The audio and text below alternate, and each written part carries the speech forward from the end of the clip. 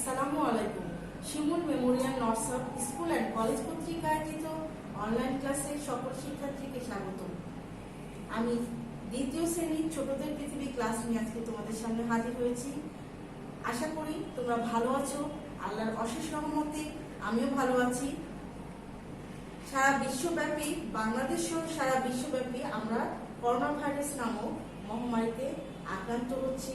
তো আমাদেরকে সকলকে বাসায় বেশি বেশি অবস্থান করতে হবে। তোমরা জানো বাবুরা যে আমরা বাসায় বেশি বেশি করে অবস্থান করব, প্রয়োজন ছাড়া বাইরে যাব না। বাইরে গেলে অবশ্যই মাস্ক ব্যবহার করব, বেশি বেশি করে হাত ধোবো এবং পুষ্টিকর খাবার খাবো। তাহলে বাবুরা আমরা চলে আসি, উপস্থাপনায় আছি আমি আফরোজা বেগম রায়না। আজকে তোমাদের ছোটদের পৃথিবী সার্বিক আলোচনা, যে তোমাদের মূল সিলেবাস নিয়ে পুরো 4টা অধ্যায় নিয়ে তোমাদের সাথে আজকে আলোচনা করব। আমরা প্রথমেই চলে আসছি যে বাংলাদেশের ঐতিহ্য। বাংলাদেশের ঐতিহ্যতে আমরা কি কি পড়েছিলাম তোমরা খেয়াল করো। এখানে প্রাচীন পুণ্যনগর, পাহাড়পুর বৌদ্ধবিহার, শালবন বিহার, সোনারগাঁওয়ের পূর্ব নাম মহস্থানগড়। এই বিষয়গুলো আমরা পূর্ববর্তী স্লাইডে জেনেছি এবং আজকে আরেকবার আমরা ভালো করে পড়ে নিব। যেহেতু আমাদের 29 তারিখ থেকে পরীক্ষা শুরু হচ্ছে, তোমরা সকলেই জানো, সেই জন্য আমরা খুব মনোযোগ দিয়ে পড়ব এবং খাতায় তুলে নিব। প্রথমে খেয়াল করো বাবুরা যে বাংলাদেশের প্রাচীন ও সর্ববৃহৎ শহর হচ্ছে পূর্ণনগর। আমরা এর আগেও জেনেছি যে বাংলাদেশের প্রাচীন ও সর্ববৃহৎ শহর পূর্ণনগর। প্রাচীন পূর্ণনগরের বর্তমান নাম কি বলছি? মহস্থানগড়। তাহলে আমরা কি জানলাম বাবুরা যে প্রাচীন পূর্ণনগরের বর্তমান নাম মহস্থানগড়। এই মহস্থানগড়টা কোন জেলায় অবস্থিত? আমরা নোটে সকলেই জানি বা পড়েছি এর আগে। আমরা তারপর আরেকবার খেয়াল করব যে মহস্থানগড় বগুড়া জেলায় অবস্থিত। আমরা আরেকবার পড়ে নিই বাবুরা। দেখো, বাংলাদেশের প্রাচীন ও সর্ববৃহৎ শহর পূর্ণনগর। প্রাচীন পূর্ণনগরের বর্তমান নাম কি বলছে? মহস্থানগড়। আর এই মহস্থানগড়টা কোথায় অবস্থিত? মহস্থানগড় হচ্ছে বগুড়া জেলায় অবস্থিত।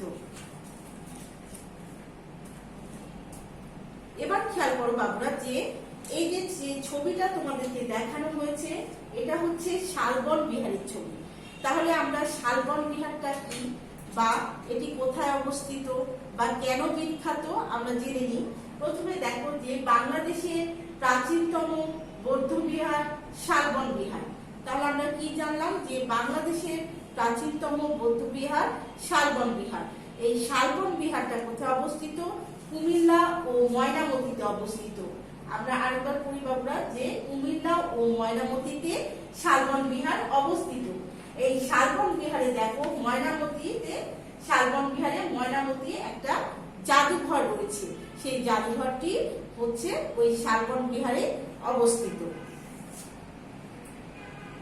এবার খেয়াল করো বাবুরা যে পাহাড়পুর সম্বন্ধে আমরা সকলেই অবগত রয়েছি। এই ছবিটা তোমরা দেখতে পাচ্ছ, এটা হচ্ছে সেই পাহাড়পুরের ছবি।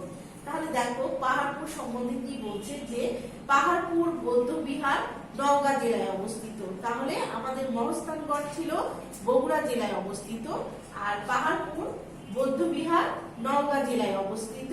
পাহাড়পুর বৌদ্ধ বিহারটি 40 একর এলাকা জুড়ে অবস্থিত। তাহলে আমরা কি বুঝলাম যে পাহাড়পুর বৌদ্ধ বিহারটি যে এলাকা জুড়ে অবস্থিত সেটা কত একর? 40 একর এলাকা জুড়ে অবস্থিত। এবার খেয়াল করো বাবুরা যে এখানে যে ছবি দেওয়া হয়েছে এটা হচ্ছে সোনারগাঁওয়ের ছবি। এই দুইটা সোনারগাঁওয়ের ছবি। এখানে সোনারগাঁও সম্বন্ধে তোমাদেরকে বিস্তারিত আলোচনা করেছি আমি। প্রত্যেকে খেয়াল করবে আমার সাথে যে সোনারগাঁওয়ের পূর্ব নাম ছিল সুবর্ণগ্রাম। সোনারগাঁওয়ের পূর্ব নাম ছিল সুবর্ণগ্রাম। সোনারগাঁও কোন জেলায় অবস্থিত, কোন নদীর তীরে অবস্থিত সেটা জেনে নিই। সোনারগাঁও নারায়ণগঞ্জ জেলার মেঘনা নদীর তীরে অবস্থিত। ঢাকা থেকে সোনারগাঁওয়ের দূরত্ব দেখো 26 কিলোমিটার। তাহলে আমরা কি জানলাম যে ঢাকা থেকে সোনারগাঁও যেতে এর দূরত্ব হচ্ছে 26 কিলোমিটার। সোনারগাঁও মুঘল আমলে বাংলার রাজধানী ছিল। আমরা এর আগেও পড়েছি যে সোনারগাঁও আমাদের একটা বিখ্যাত স্থান, এটা আমাদের কি বলছে যে মুঘল আমলে বাংলার রাজধানী ছিল। এবার দেখো তোমাদের দ্বিতীয় অধ্যায় পড়ানো হয়েছিল যে স্বাস্থ্য কথা। তাহলে স্বাস্থ্য কথার যে মূল বিষয়গুলো আমি এখানে তুলে ধরেছি। আমাদের দ্বিতীয় অধ্যায় ছিল, যেটা আমি তোমাদেরকে পূর্ববর্তী ক্লাসে পড়িয়েছি, তোমরা সকলেই জানো যে স্বাস্থ্য কথার মধ্যে মূল বিষয় ছিল স্বাস্থ্য কাকে বলে বা স্বাস্থ্য কি, মন ভালো রাখার উপায়, স্যালাইন বানানোর পদ্ধতি, স্যালাইন তৈরির পর সময়কাল। স্যালাইন তৈরির পর একটা নির্দিষ্ট সময় রয়েছে, যে সময়ের পরে স্যালাইনটা খাওয়া যায় না, সেটার একটা সময়কাল রয়েছে। খাওয়ার আগে হাত পরিষ্কার, খাওয়ার আগে আমাদেরকে অবশ্যই হাত পরিষ্কার করতে হবে। প্রাথমিক চিকিৎসার সরঞ্জাম, প্রাথমিক চিকিৎসার কিছু সরঞ্জাম রয়েছিল, সেগুলো আমি তোমাদেরকে আজকে আরেকবার পড়ব। ফার্স্ট এইড বক্স, নিজেকে বিপদমুক্ত রাখা, সবকিছু বিপদ থেকে নিজেকে বিপদমুক্ত রাখতে আমাদেরকে কি করতে হবে সেটা জানবো। প্রাথমিক চিকিৎসা কাকে বলে সেটা সম্বন্ধে আজকে আমরা জেনে নেব। খেয়াল করো যে স্বাস্থ্যই হচ্ছে সকল সুখের মূল। তাহলে আমরা স্বাস্থ্য কাকে বলে আমরা একটু পড়ে নিই। সুতরাং সুস্থতা বা শরীরের নীরব অবস্থাকে কি বলে? স্বাস্থ্য বলে। আমরা কি বুঝতে পারলাম বাবুরা যে সকল সুখের মূল হচ্ছে স্বাস্থ্য। এই স্বাস্থ্য ভালো রাখতে হলে শরীরের সুস্থতার যে প্রয়োজন সেটাকে কি বলছে? আমরা স্বাস্থ্য বলছি। সুতরাং সুস্থতা বা শরীরের নীরব, নীরব বলতে শরীরে যেন কোনো রোগ না থাকে, নীরব অবস্থাকে আমরা কি বলছি? স্বাস্থ্য বলছি।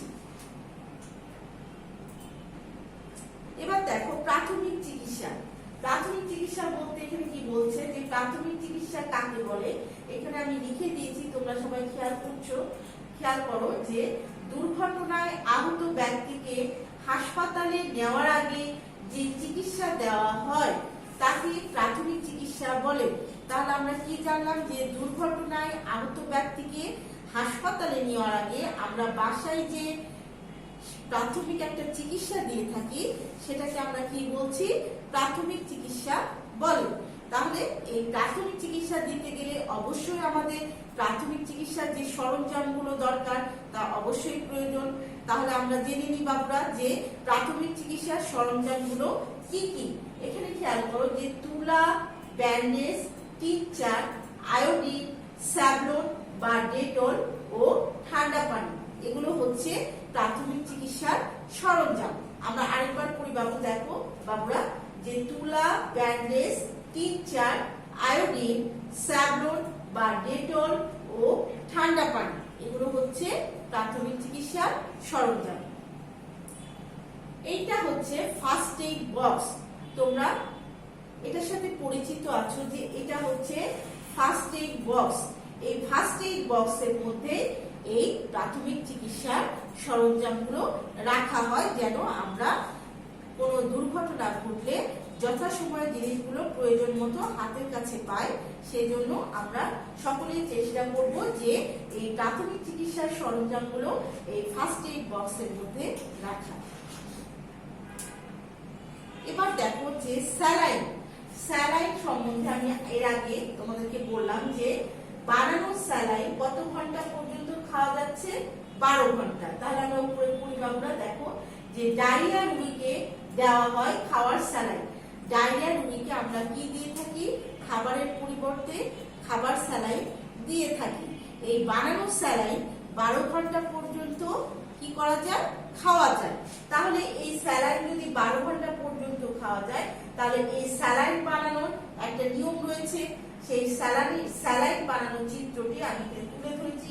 তোমরা খেয়াল করো যে স্যালাইন বানাতে গেলে প্রথমে আমাদেরকে কি বলছে যে আধা লিটার বিশুদ্ধ পানি, আমরা কি নিব বাবুরা? আধা লিটার বিশুদ্ধ পানি, 1 মুঠো চিনি অথবা গুড়, 1 চিমটি লবণ এবং 1 চিমটি বা 3 আঙ্গুলের 1 চিমটি আমরা কি করব, লবণ নিয়ে আমরা এই স্যালাইনটা বানাতে পারি। আমি আরেকবার বলছি, খেয়াল করো যে আধা লিটার এই স্যালাইনটা আমরা বাসাতে বসে নিজেরাই তৈরি করতে পারি। আধা লিটার বিশুদ্ধ পানি, চিনিটা হবে 1 মুঠো অথবা গুড়, আর 3 আঙ্গুলের 1 চিমটি লবণ। তাহলে আমরা কি করব, এই স্যালাইনটা বাসায় প্রত্যেকে তৈরি করতে পারবো। এবার দেখো উদ্ভিদ জগৎ ও প্রাণী জগৎ। তারপরে তোমাদেরকে যে অধ্যায়টা আমি পড়িয়েছিলাম তোমরা সকলেই অবগত আছো যে উদ্ভিদ জগৎ ও প্রাণী জগতের উপরে একটা নোট দেওয়া হয়েছে। নোটটা তোমরা অবশ্যই পেয়ে গেছো এবং সকলের কাছে আছে হয়তো বা এখন সামনে। তোমরা খেয়াল করো, এখানে যে মূল বিষয়গুলো আমি তুলে ধরেছি, উদ্ভিদ ও উদ্ভিদের অংশ। আমরা উদ্ভিদ জগৎ জানতে গেলে অবশ্যই আমাদেরকে উদ্ভিদ ও উদ্ভিদের অংশগুলো অবশ্যই জানতে হবে। বৃহত্তম ফুল, সবচেয়ে বড় ফুল, পৃথিবীর সবচেয়ে বড় ফুল, ফুলের রানী কে সেটা আমরা জানবো। ভিটামিন সি যুক্ত ফল, যেগুলো ফলে ভিটামিন সি থাকে, টক জাতীয় ফল, সেগুলো সম্বন্ধে জানবো। প্রাণীর সংজ্ঞা, প্রাণীর সংজ্ঞা বলতে এখানে বোঝানো হয়েছে প্রাণী কাকে বলে সেটা আমরা জেনে নিব। স্তন্যপায়ী প্রাণী বা বৃহত্তম প্রাণী সেটার নাম জানবো। স্থলচর প্রাণী বা উঁচু প্রাণী। পৃথিবীর ক্ষুদ্রতম পাখি, পৃথিবীর ক্ষুদ্রতম পাখি আমরা সকলেই জানি যে হামিং বার্ড হচ্ছে পৃথিবীর ক্ষুদ্রতম পাখি। শিল্পী পাখি, বৃহত্তম সরীসৃপ, বেলুনের মতো মাছ। বেলুনের মতো মাছ বলতে আমরা পটকা মাছকে বুঝিয়ে থাকি। এবার দেখো যে উদ্ভিদ কাকে বলে। দেখো খেয়াল করো যে যাদের জীবন আছে, মাটি ভেদ করে উপরে ওঠে এবং বৃদ্ধি লাভ করে তাকে আমরা কি বলি, উদ্ভিদ বলে। তাহলে আমরা আরেকবার পড়ে নিই, যাদের জীবন আছে, মাটি ভেদ করে উপরে ওঠে এবং বৃদ্ধি লাভ করে তাকে উদ্ভিদ বলে। এখানে খেয়াল করো ছবিতে যে একটি গাছেরও জীবন রয়েছে, সেটা কি করছে, মাটি ভেদ করে আগে প্রথমে উপরে ওঠে, উপরে ওঠার পরে কি করে, এটা বৃদ্ধি লাভ করে, তাকে আমরা উদ্ভিদ বলে থাকছি। এবার দেখো উদ্ভিদের 5টি অংশ। আমরা এর আগেও পড়েছি যে উদ্ভিদের কয়টা অংশ বাবুরা, 5টি অংশ। তাহলে এই যে 5টা অংশ, এই 5টা অংশের নাম এখানে তুলে ধরা হয়েছে। দেখো, মূল, কাণ্ড, পাতা, ফুল ও ফল। তাহলে প্রথমে দেখো মূল। মূল বলতে গাছের শিকড়কে বোঝানো হয়েছে। মূল হচ্ছে উদ্ভিদের 5টা অংশের মধ্যে একটি অংশের নাম। কাণ্ড, পাতা, ফুল এবং ফল, এই হচ্ছে উদ্ভিদের 5টি অংশ। এবার দেখো পৃথিবীর বৃহত্তম ফুল র্যাফলেসিয়া, এই হচ্ছে সেই র্যাফলেসিয়ার ছবি। তোমরা খেয়াল করো যে এটা হচ্ছে পৃথিবীর বৃহত্তম ফুল, এর নাম হচ্ছে র্যাফলেসিয়া। আর এখানে পাশে যে ছবিটা দেওয়া হয়েছে এটা হচ্ছে গোলাপ। এই গোলাপ ফুল তোমরা সকলেই দেখেছো, দেখো বা জানো যে এটা গোলাপ ফুল, এর সাথে আমরা সকলে পরিচিত আছি। দেখো গোলাপ ফুলকে ফুলের রানী বলা হয়। তাহলে আমরা কি জানলাম বাবুরা আজকে, যে গোলাপ ফুলকে ফুলের রানী বলা হয়। এবার দেখো প্রাণী। প্রাণী বলতে প্রাণী কাকে বলে আমরা জানবো। দেখো এখানে অনেকগুলো প্রাণী আমি ছবি দিয়েছি, বিভিন্ন ধরনের প্রাণী, বাঘ, ভাল্লুক, কুকুর, শিয়াল, বিড়াল, হাতি, জিরাফ, এগুলো হচ্ছে প্রাণী। এই প্রাণীকে আমরা কাকে বলে আমরা জেনে নিই, যে যাদের জীবন আছে, বৃদ্ধি আছে, চলাফেরা করতে পারে এবং বংশবৃদ্ধি করতে পারে তাদেরকে প্রাণী বলে। তাহলে আমরা কি জানলাম বাবুরা, যে যাদের জীবন আছে, বৃদ্ধি আছে, চলাফেরা করতে পারে এবং বংশবৃদ্ধি করতে পারে তাদেরকে প্রাণী বলে। এই প্রাণী জগৎকে সাধারণত কয় ভাগে ভাগ করা যায়, 2 ভাগে। আমরা এর আগেও পড়েছি যে প্রাণী জগৎকে 2 ভাগে ভাগ করা যায়। প্রথমটা হচ্ছে মেরুদণ্ডী প্রাণী, দ্বিতীয়টা হচ্ছে অমেরুদণ্ডী প্রাণী। তাহলে আমরা কি জানলাম যে প্রথমটা মেরুদণ্ডী প্রাণী এবং পরেরটা অমেরুদণ্ডী প্রাণী। মানে মেরুদণ্ডী বলতে যাদের মেরুদণ্ড আছে সেই প্রাণীগুলোকে বোঝানো হয়েছে, আর অমেরুদণ্ডী বলতে যাদের মেরুদণ্ড নাই তাদেরকে আমরা বুঝিয়েছি এখানে।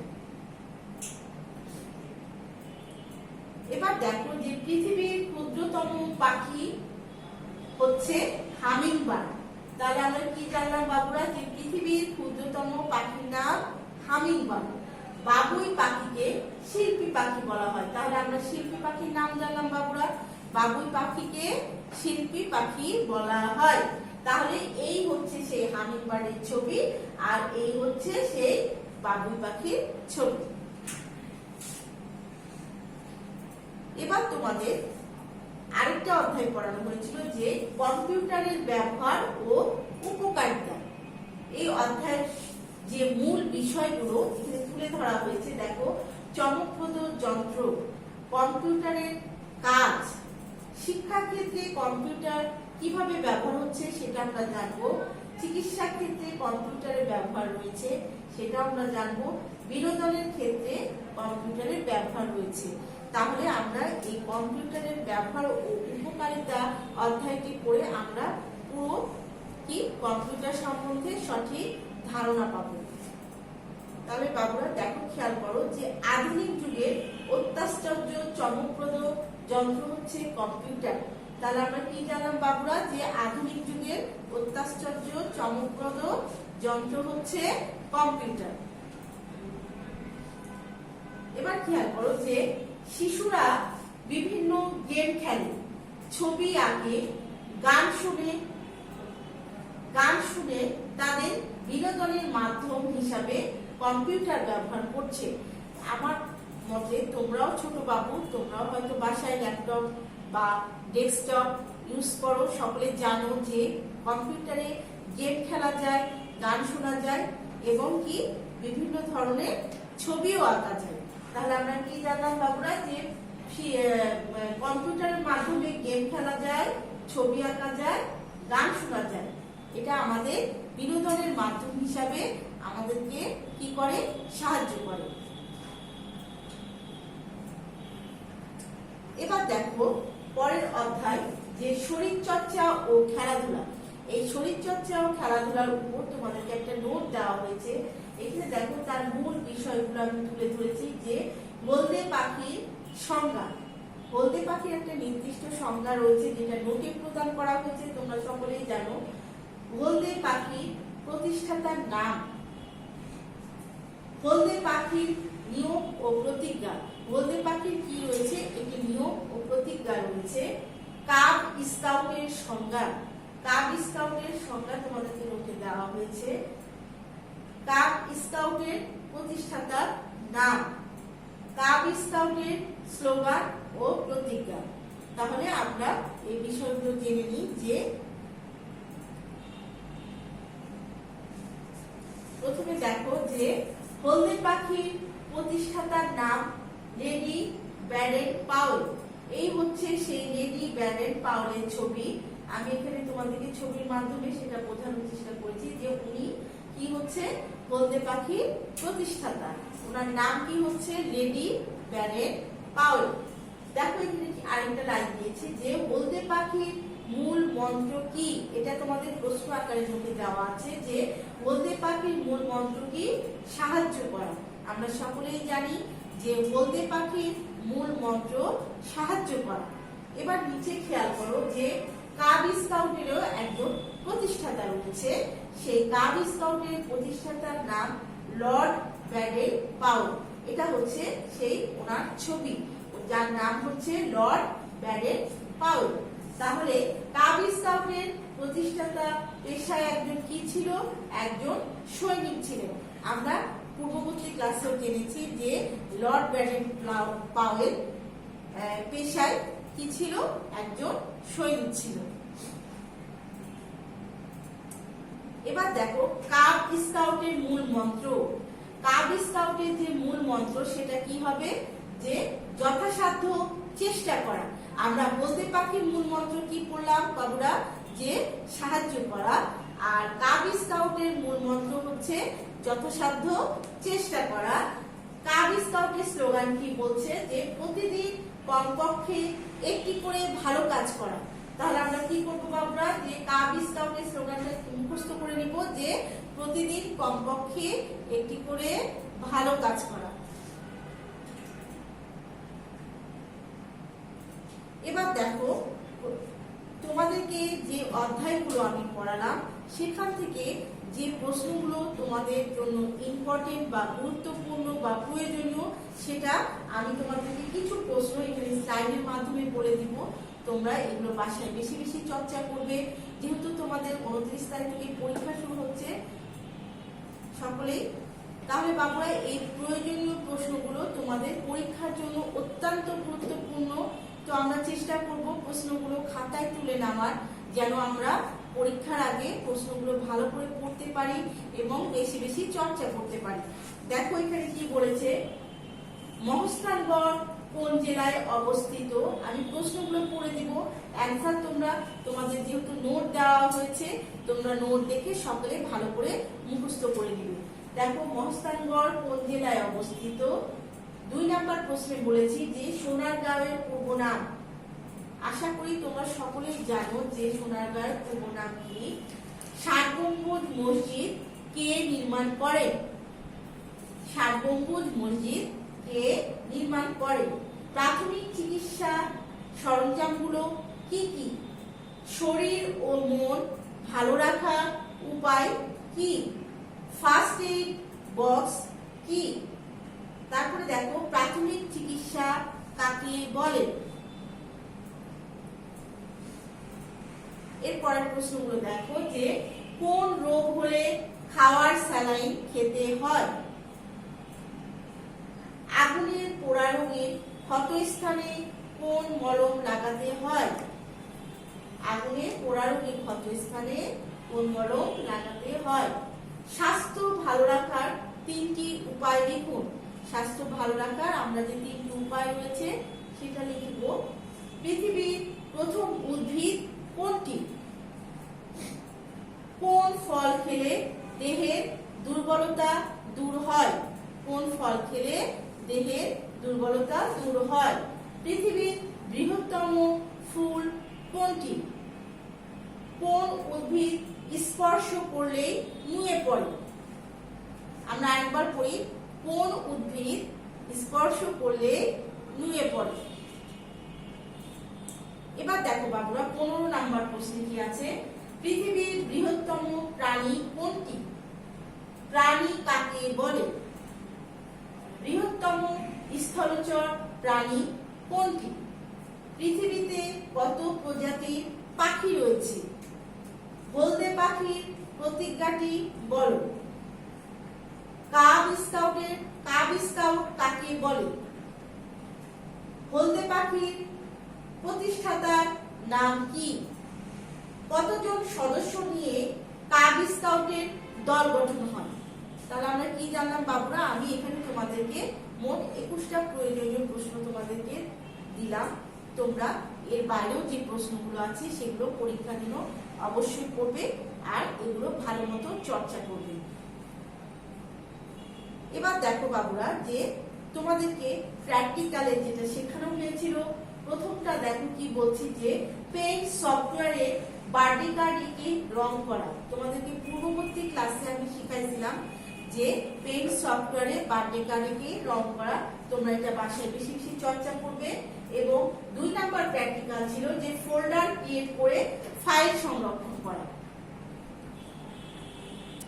তাহলে বাবুরা খেয়াল করো যে ফোল্ডার ক্রিয়েট করে ফাইল সংরক্ষণ করা, এই 2টা ব্যবহারিক তোমাদেরকে আমি শিখিয়েছিলাম। তোমরা পাশে এটা চর্চা করবে। আরেকটা জিনিস খেয়াল করো যে ছবি দেখে বুঝে বলা। এই ছবি দেখে বুঝে বলা তোমাদেরকে একটা কালার শীট দেওয়া হয়েছে যে ওই ছবিটা দেখে তোমাদেরকে বলতে হবে এটা কোন ছবি বা এটা দিয়ে কি করা যায় বা এর নাম কি। এটা আমরা এই ছবি দেখে বুঝে বলা, এই কালার শীটটা দেখে অবশ্যই অবশ্যই বাসায় বেশি বেশি চর্চা করব। এবার দেখো যে প্রয়োজনীয় তথ্য যেগুলো তোমাদের পরীক্ষার জন্য আমাদের কাজে লাগবে, বা তোমরা যেহেতু ছোট বাবু তোমাদেরকে বললে হয়তো তোমরা এই বিষয়গুলো খেয়াল করবা। দেখো, প্রথমে আমি যে বিষয়টা বলতে চাচ্ছি যে সিলেবাস সম্পর্কিত আলোচনা। সিলেবাসে আমি 5টা অধ্যায় পড়িয়েছিলাম, তোমাদেরকে স্লাইডের মাধ্যমে আবারও সেগুলো দেখানোর চেষ্টা করেছি। আশা করি যে তোমাদের জিনিসটা বুঝতে পেরেছো তোমরা, যে সিলেবাসটা আমাদের 5টা অধ্যায় নিয়ে গঠিত এবং তোমরা সঠিকভাবে চর্চা করবে। প্রশ্নের ধরন সম্পর্কিত আলোচনা। প্রশ্নের ধরন বলতে আমরা ফিডব্যাকে যেভাবে লিখি যে আমাদের 10টা এমসিকিউ থাকে এবং 5টা ছোট কোশ্চেন থাকে, তাহলে আমাদের টার্ম পরীক্ষাতেও যে দ্বিতীয় সাময়িক পরীক্ষা 29শে আগস্ট শুরু হচ্ছে, 29শে আগস্ট পরীক্ষাতে আমাদের যে দ্বিতীয় সাময়িকের ছোটদের পৃথিবী পরীক্ষা হবে, সেটাতে প্রশ্নের ধরন বলতে তোমাদেরকে 15টা এমসিকিউ দেওয়া হবে, মানে সঠিক উত্তর দেওয়া হবে, এবং তোমাদেরকে 60টা প্রশ্ন লিখতে দেওয়া হবে, এবং ব্যবহারিক হিসাবে তোমাদেরকে ছবি দেখে বুঝে বলা থেকে ছবি দেওয়া হবে। তোমরা ছবি দেখে বলতে হবে যেটা কার ছবি বা এটা কিসের ছবি, সেটা আমাদেরকে অবগত করতে হবে। এই হচ্ছে প্রশ্নের ধরন। প্রশ্নের মান বন্টন সম্পর্কিত আলোচনা। প্রশ্নের মান বন্টন বলতে তোমাদের যে প্রশ্নের মান দেওয়া থাকে সেই মানটা হচ্ছে সঠিক উত্তরে একটি প্রশ্নে 1 মার্ক করে থাকবে, 15টা এমসিকিউতে 15 মার্কস থাকবে, 7টা প্রশ্নে 1 মার্ক করে 7 মার্ক থাকবে, এবং ব্যবহারিকে 3 থাকবে। এই হচ্ছে তোমাদের প্রশ্নের মান বন্টন। ব্যবহারিক সম্পর্কে আমি আলোচনা করেছি যে তোমাদের 2টা ব্যবহারিক শেখানো হয়েছে। একটু আগে বলে আসলাম যে পেইন্ট সফটওয়্যারে বাটে কাটে এঁকে রং করা, এবং কি বললাম, ফোল্ডার ক্রিয়েট করে তাতে প্রয়োজনীয় ফাইল সংরক্ষণ করা। আচ্ছা, প্রয়োজনীয় জিনিসপত্র সম্পর্কে আলোচনা। তাহলে প্রয়োজনীয় জিনিসপত্র বলতে গেলে আমরা যেহেতু কলম দিয়ে লিখি, সুতরাং আমাদের খাতার উপরে অবশ্যই একটা নামের কি থাকে, বক্স করা থাকে। সেই বক্সের মধ্যে আমরা কি করব, কলম দিয়ে সঠিকভাবে সুন্দর করে পরিষ্কার করে নিজের নামটা লিখবো, রোল লিখবো, শাখা লিখবো, এবং প্রশ্ন দেখে আজকে কি পরীক্ষা সেই বিষয়ের নামটা লিখবো, এবং অবশ্যই তারিখ দিব, যেন আমরা সকলে বুঝতে পারি যে এটা কোন খাতা, এবং তোমাদের শিক্ষকদের খাতা দেখতে সেটাতে সুবিধা হবে। অবশ্যই কাটাকাটি করবো না, চেষ্টা করব যে সুন্দর করে গোটা করে লেখার। এবার দেখো মার্জিন সম্পর্কিত তথ্য। এখন আমরা খাতা পাওয়ার পরে তোমরা যেটা করো বাবুরা, যে মার্জিন না দিয়ে তোমরা কি করো, লেখা শুরু করে দাও।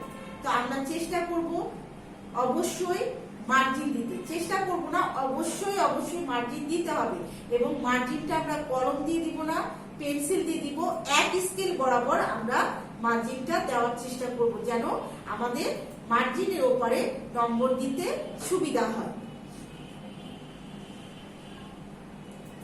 এই ছিল তোমাদের আজকের সার্বিক আলোচনা।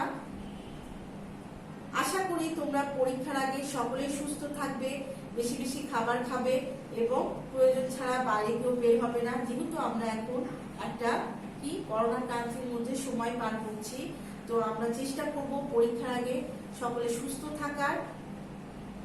আশা করি তোমাদের পরীক্ষা অবশ্যই ভালো হবে, এবং আমরা সকল মিস তোমাদের সাথে আছি। চেষ্টা করব তোমাদের পরীক্ষাটা যেন ভালো হয়।